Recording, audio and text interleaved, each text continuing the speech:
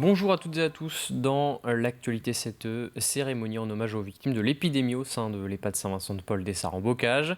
En décembre 2020, l'établissement a été particulièrement touché par le virus. 80% des résidents l'ont contracté et 14 résidents sont décédés.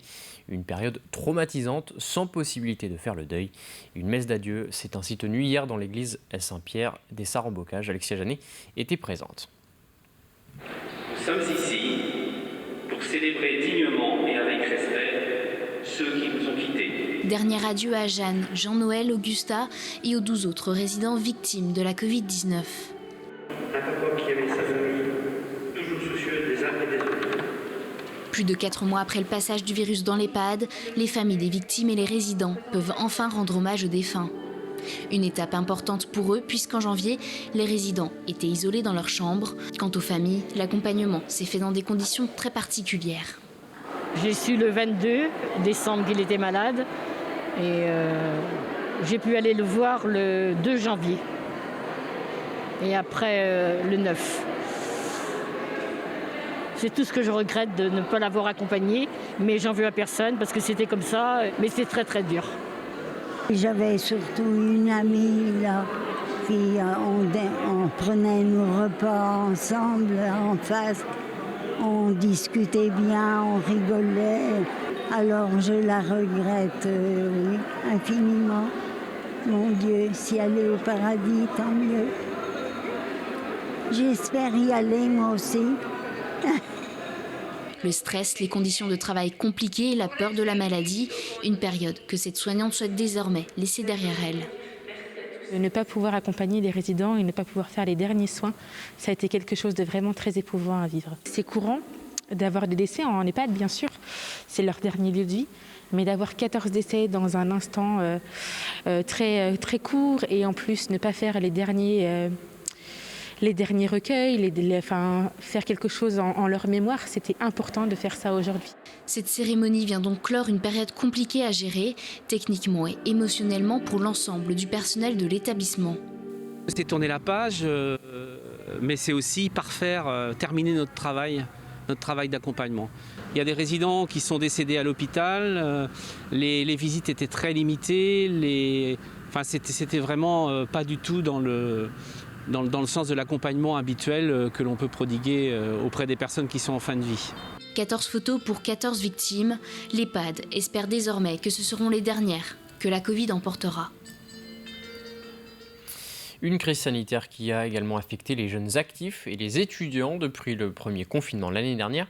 Le nombre de jobs étudiants est moins important. Les petits contrats ou les CDD ont aussi été touchés. Alors pour aider ces jeunes, la CAF et la CPAM s'unissent pour mettre en lumière tous les droits et les aides auxquels ils peuvent avoir recours. Et dans la majorité des cas, ces coups de pouce financiers ou administratifs ne sont tout simplement pas connus. Écoutez.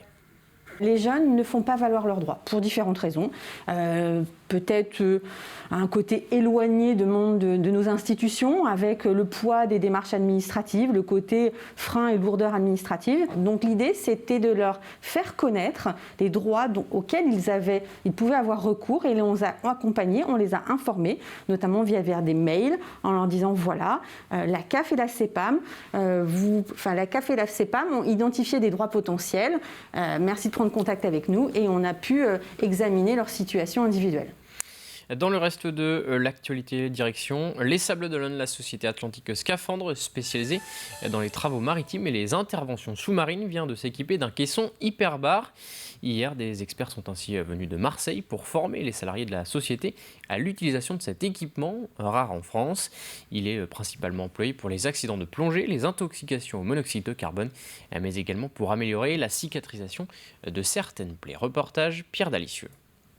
On va faire un exercice de prise en charge accident de plongée. Je vous rappelle le contexte. On avait un plongeur qui sort de l'eau, qui présente une douleur articulaire intense de la hanche. Exercice grandeur nature d'un accident de plongée chez Atlantique Scaphandre, cette entreprise spécialisée dans les interventions sous-marines.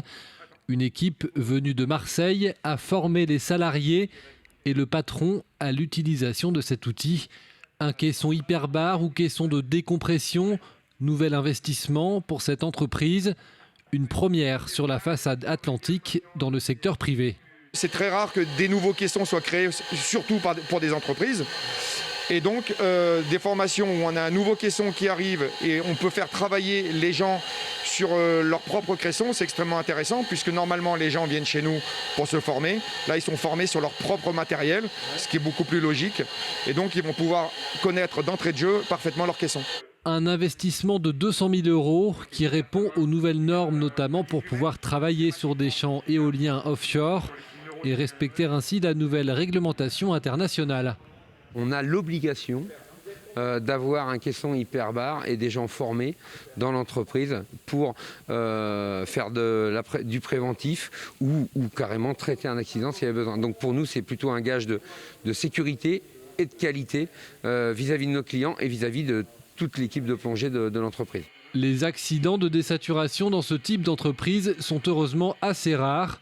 Le caisson hyperbar sera donc mis à disposition pour d'autres interventions, car jusque-là, l'outil similaire le plus proche se situait à Angers. L'intérêt, c'est un service rendu pour la population, c'est aussi pouvoir prendre en charge les accidents qui se passent à proximité de cette entreprise, dans le monde professionnel ou dans le monde du loisir. Et puis pourquoi pas, si on arrive à progresser, à organiser toute une structure de soins autour de ce caisson, peut-être prendre certaines urgences hyperbares, comme l'intoxication au monoxyde de carbone, qui chaque hiver entraîne un certain nombre d'accidents qui nécessitent soit un transfert vers Angers, soit une oxygénation pendant 12 heures aux urgences, alors qu'en 90 minutes dans un caisson, on règle le problème. Ce type de caisson hyperbar peut aussi être utilisé pour aider à la cicatrisation des plaies difficiles ou intervenir sur des lésions tissulaires après une radiothérapie. Un mot de nature en cette fin de journal à partir de demain jusqu'à dimanche. 33 parcs et jardins de Vendée, généralement fermés au public, ouvrent leurs portes dans le cadre de l'opération. Rendez-vous au jardin en Vendée. 3 nouveaux jardins seront accessibles. Écoutez. Après l'enfermement Covid, les gens ont vraiment besoin de nature. L'idée, c'est de permettre à des propriétaires de jardins privés qui n'ont pas l'occasion de montrer leur jardin, eh bien de l'ouvrir au public. C'est vraiment l'opportunité pour les propriétaires de jardins privés d'ouvrir uniquement cette occasion, où ils peuvent ouvrir davantage si vous voulez, et c'est un véritable partage avec les visiteurs. C'est la fin de cette édition. Merci à tous de l'avoir suivi. Rendez-vous à 18h pour un nouveau journal.